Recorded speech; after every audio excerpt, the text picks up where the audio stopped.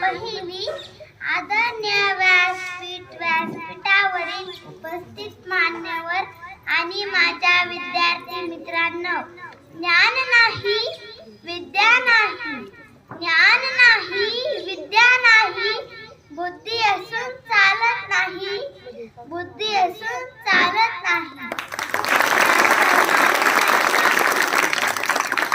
त्याचं मानव नाही का? ओळखलात का मला? सावित्री आहे सावित्री. सावित्री ज्योतिराव फुले, सातारा जिल्ह्यातील खंडाळा तालुक्यातील खंडोजे नेवासे पाटलांची मी लेक.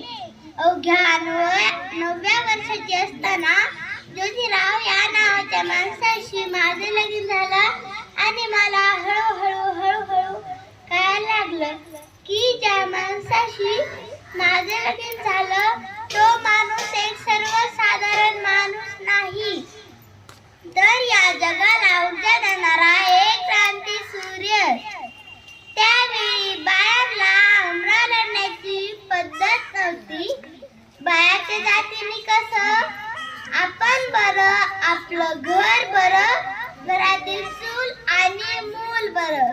स्त्री पुरुष उच्च नीच असा लय भेदभाव होता, पण या सर्वांवर एकच उपाय होता, ते म्हणजे शिक्षण आणि फक्त शिक्षण.